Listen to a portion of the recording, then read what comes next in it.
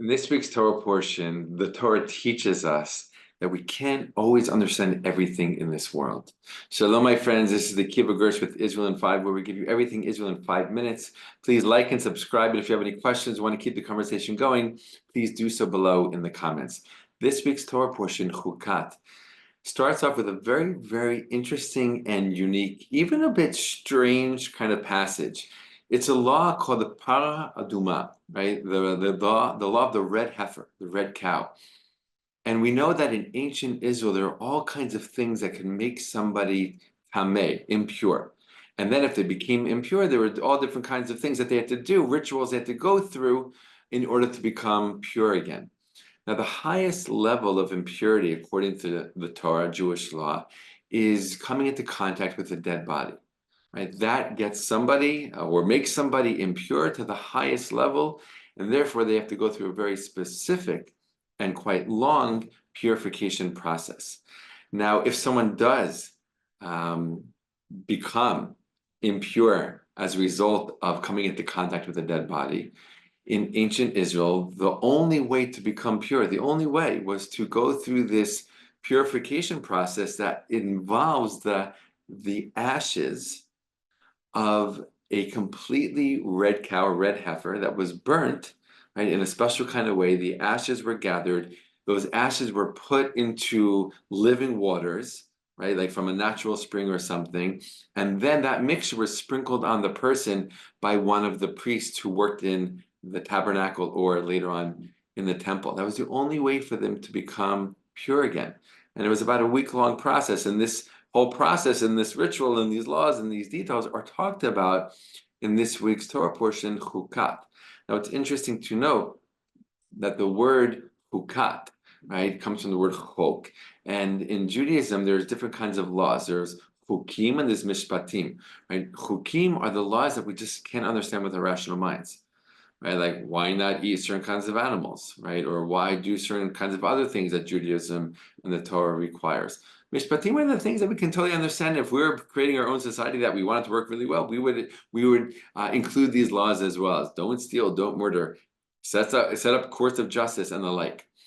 Now, this law of going through this whole process to purify somebody as a result of coming into contact with the dead body is in the category of chok, something that we can't really understand. Right? I think just in and of itself, like why should ashes from a purely red cow mixed with living waters, make somebody pure? And that's the only way they can become pure.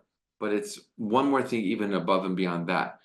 In the details of this law, as given forward in this week's Torah portion, it says that these ashes, right, mixed with these living waters, will purify somebody. But the person who actually involves himself with making it, right, and being involved with this process of purifying somebody else, they themselves become impure.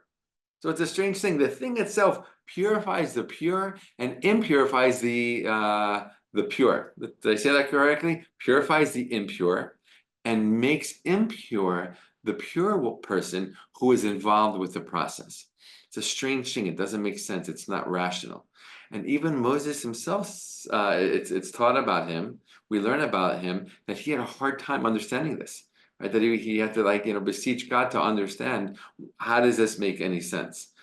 So we start off the entire week's Torah portion with this idea that just certain things in this world that are in the realm that we as humans don't have the ability to understand. Right? Whether they be laws, whether they be situations, whether they be experiences or things that happened in our lives as we live our lives in this world. And we see another example of this in the Torah portion a little bit later on. In this week's Torah portion is the famous story of Moses hitting the rock. Right? The children of Israel, they're in the desert, they're wandering, they run out of water. Why? Because Miriam dies. And it was in the merit of Miriam that they had this miracle water source travel with them wherever they went throughout the desert. She dies in this week's Torah portion. That water source disappears, and now they're thirsty, which makes sense. And they go to Moses and they say, "Hey, we need water. We can't go much longer without water." And of course, they're correct. And so God tells Moses to go and speak to the rock and a certain rock, and the water will come forth. But instead, long story short, instead he hits the rock with his staff the way he did it the first time, which brought forth the water the first time they needed it. Right? But God said to speak to the rock, not hit the rock.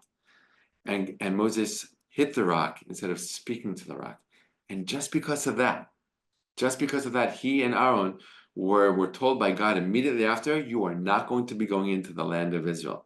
They've been taking this nation through the desert, dealing with all the ups and downs, right, and all of their complaints. And they're so close to the border of the land of Israel. And now because of this, because they hit the rock instead of speaking to the rock, they're punished and not going to be allowed into the land of Israel. It doesn't make sense. It doesn't make rational sense. And you know what? It doesn't have to. It's another example of something happening, not only in this week's Torah portion, but in the world, in our lives, in this reality that we can't always understand. And that's okay, right? Because we're human. And though we have great potential and great abilities to understand so many things, we can't understand everything, right? And that's really where faith kicks in. That's where faith comes in, right? And of course, we're supposed to use our brains that God gave us to understand as much as we can and do great things with our brains, but also be humble enough to understand that, you know what? I can't understand everything. I wasn't made. I wasn't created to understand everything. Humble myself to accept that and to realize that. And in this week's Torah portion, we have two great examples of things that we just can't understand. It doesn't make sense that Moses was punished with such a harsh punishment. Yeah, we can come up with all kinds of reasons, and over the years, people have. But on the deepest level, it's something that's beyond our ability to understand. It's beyond rational thought. And again, that's okay because not everything is rational in this world. Okay, if it was, then we would be like God, and we're simply not. So this is a great takeaway from this week's Torah portion that we can bring into our lives to humble ourselves, right? To encourage ourselves to understand as much as we can, but to humble ourselves when we run up against something that we simply can't. All the best, and be well.